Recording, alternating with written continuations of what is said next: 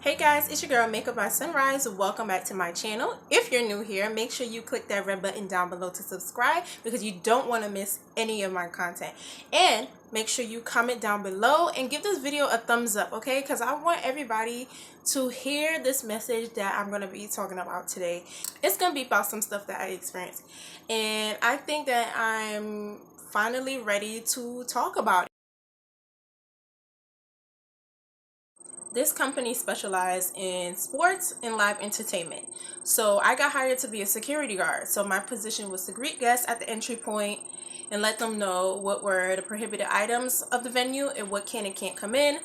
Do the physical search of them if necessary after they walk through the metal detector, and then send them on their way where they scan their ticket and then they enjoy the event. I did that for a year and a half, and then I became a supervisor.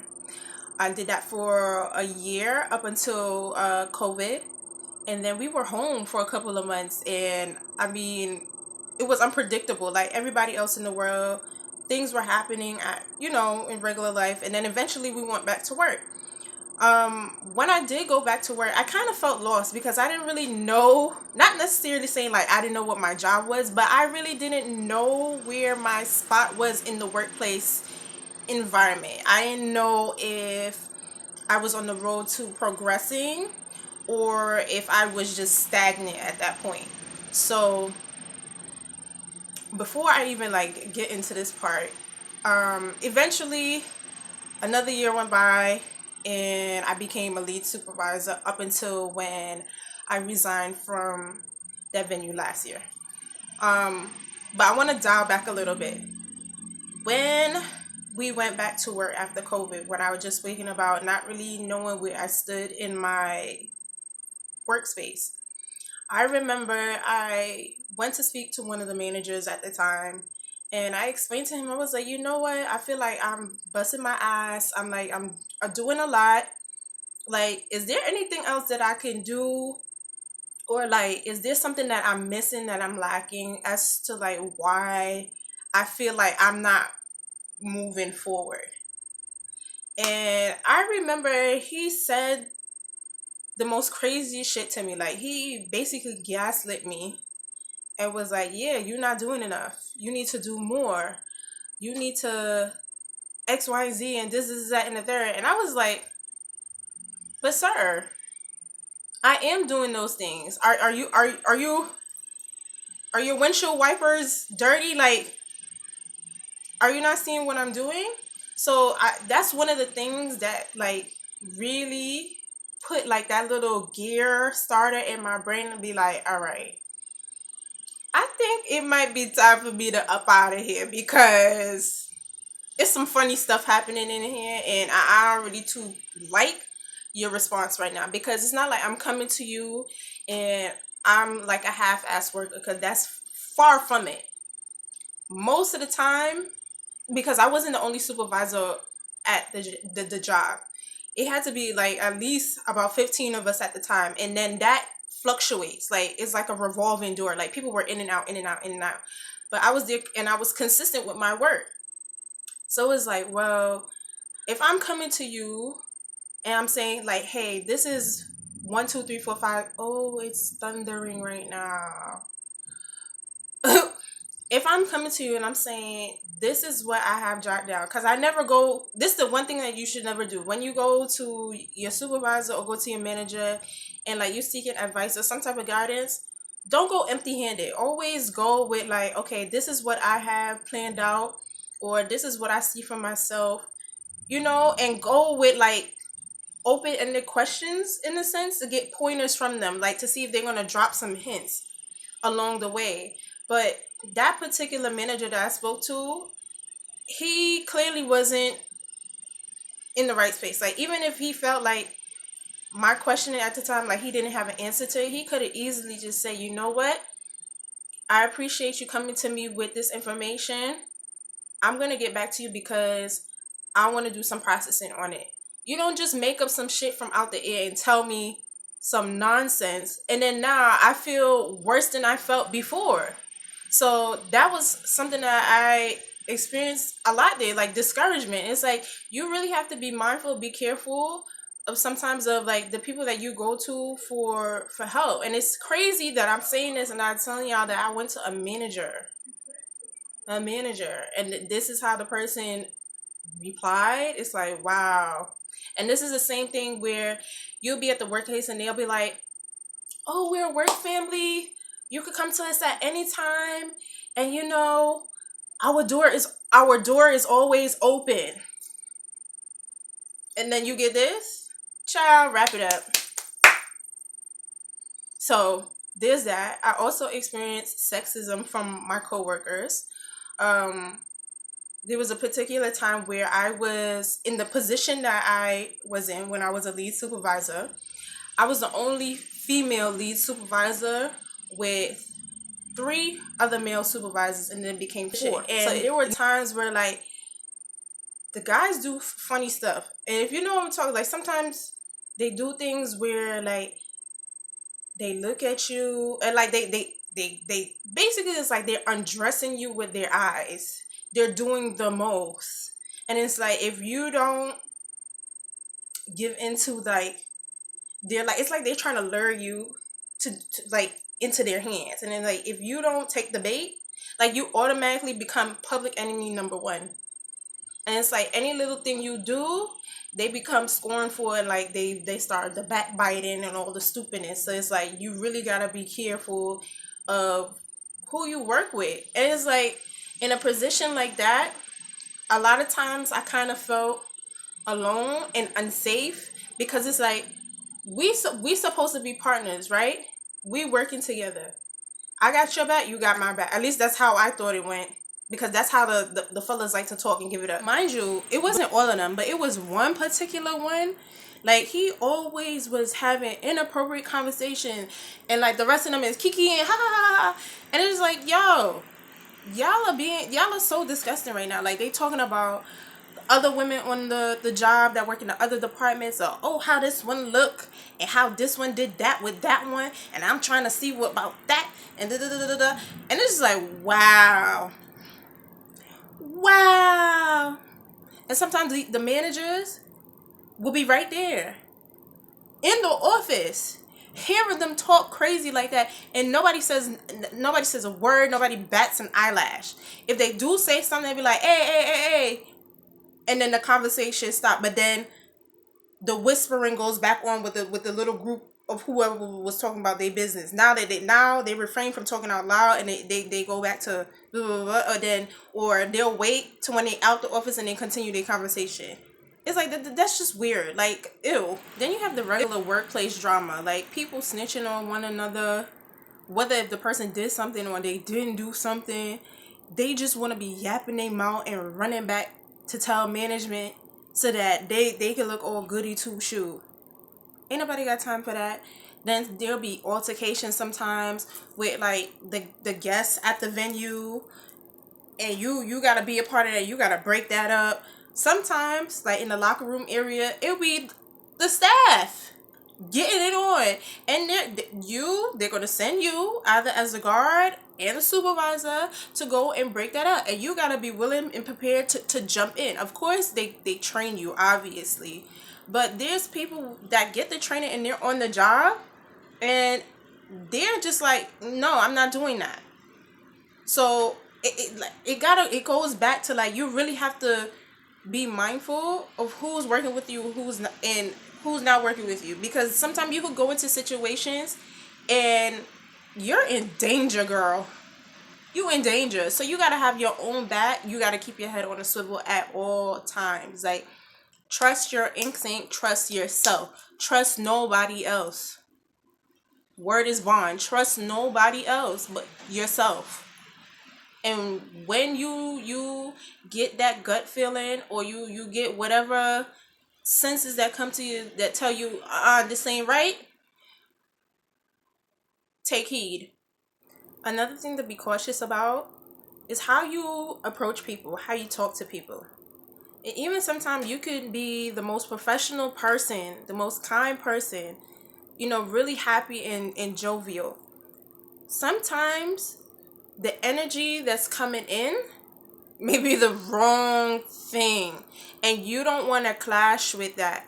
And most of the times, in my experience, and on particular event nights, it's the male guests that come in and disrespect the women on the staff because they want to have their own way.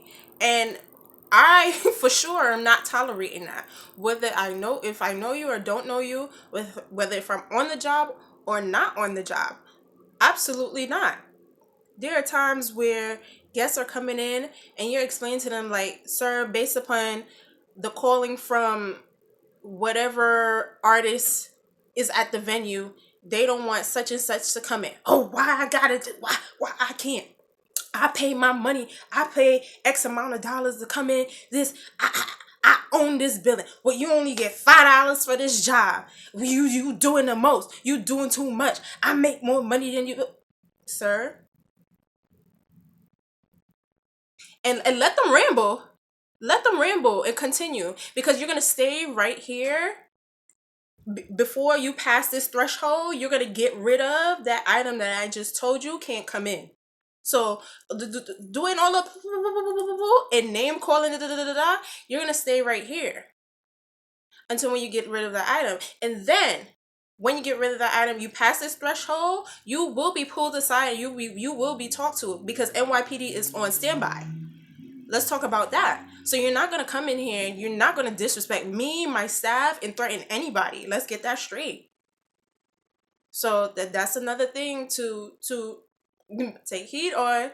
And I've seen some people go back and forth and it just does not end well. Whether the guest is right or wrong, you as the employee, the person that's on the job that knows you're supposed to know your position, your role of the do's and don'ts, you cannot go the extra mile and think you're bigger and better than that person. But I'm saying don't let anybody disrespect you or call you out your name. Absolutely not. Now this next one may come as a surprise to some of you, may not. But I remember definitely in that moment, she gagged me. And I want to talk about being accused of being an angry black woman by another black woman in a male dominated field. You're my boss. And you're throwing those 3 words on me?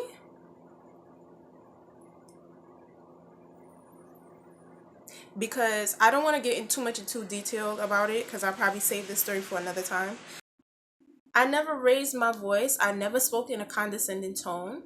I just simply asked this person, why did such and such happen when there was a plan? We had a meeting about it. We said stick to the plan. Yes, we know we work in a space where things can change at the fly, but we didn't get to that part. Nothing occurred in the moment for a change to have happened. So for this to be the result. And now that I'm questioning this person's motives, I'm the angry black woman. Yeah, you're bugging. You're bugging and you're out of pocket for that. Out of pocket. And I'm getting all riled up, but it's just a lot. Working in security, they always tell you you have to have thick skin, and sometimes I feel like that's just like BS. But in some moments you do, and I'm saying that in those some moments you do have to have thick skin, but that's with pertaining to the outside, the people that are coming into your workspace for whatever occasion, not you having to have thick skin amongst the people that's supposed to be your co-workers. Like the slogan was us against the world. Like, not to say that was the actual slogan, but that's just how y'all have it down. This one big family thing. We protect each other. We make sure that we go home at the end of the night because we all have family. We all have kids. We this, we that. But then y'all tearing up each other on the inside. And then you expect somebody to come back to work the next day and be supportive, nah, that's a dangerous game you're playing. Not to say that I play those games with people like that, because I take things very seriously like that, because we live in a world where there's people out there that do vicious things and have vicious minds. So when it comes to this type of work that I do, I'm gonna forever take it seriously. And sometimes that might have been like a flaw that I have, because other people was like, yeah, I'm just here for a check. That's okay. I'm here for a check too, but I'm also here. Excuse me. I'm also here not only to protect the people that's coming here, that spent their money to come in here, to protect myself and to protect my coworkers. I don't ever want to see nothing happen to nobody at all, whether if they're my coworkers or a guest that's coming in. Never. Most would say I run a strict program, but I didn't run the strict program. So the simple fact that like I was like a drill sergeant, I had fun too. It was fun working at the places that I worked at over the years. But I made sure that safety was my priority. Like that's when you take the courses and you take the exam, that's number one. So why would I not follow up on that? Like that's you like, are you day room or something? Another piece of advice I would give to other black women that are coming up and they want to work in the security field, go for that promotion, girl. Okay? Do it. But do it on your own timing. And when I say do it on your own timing, it's because you want to make sure that what you're stepping into, you're prepared for. Don't ever go into something blind. Yeah, the promotion looks great on the resume and the extra pay and the salary looks good, but you don't want to step into something and then when you get in there and they're like, all right, I need you to do. You're like, whoa, I just got here. Hold on. That y'all didn't explain this to me last week, or this is not what I see the other supervisors doing. And sometimes that's because those some supervisors is not doing what they supposed to do. So when you see all the stuff being laid out now, you're like, whoa, I don't think I want this anymore. So be upfront. Ask all the questions you can. Do a lot of observation. Spend a lot of time and using your eyes. The more time you just hush and just look, you find out more than you would ever know. More than you would ever know. And I'm going to just leave it at that. Ignore the men. Ignore them. All the naysayers, even the ones that, oh, they look fine and, ignore them. Because the moment you slip is the moment they're going to disrespect you. And they're never going to trust you. I've worked with some ladies and I really thought that like, yo, this girl, she's cool. Like she come in, she hustles, she do what she gotta do, blah, blah, blah. And then next thing you know, they get wrapped up in something. Whether if it was it with another staff member or with a supervisor or whatever. And then next thing you know, their business is all about town. The entire building doesn't know about their business, about what they did from A to Z.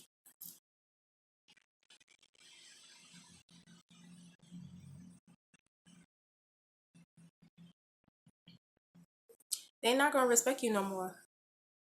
Your other coworkers not gonna respect you no more, whether personally and professionally. So just be cautious. I'm not telling you what to do. I'm not telling you what to do. Be cautious. Be mindful. Be open to constructive criticism and always ask questions. You are never above anybody or anything to stop learning. Always remain a student because that's what's going to carry you on the long distance. This type of field is fast paced. It moves around a lot. People are in and out all the time. So you never know who you're going to come across. You never know who's in your surroundings that may be observing you.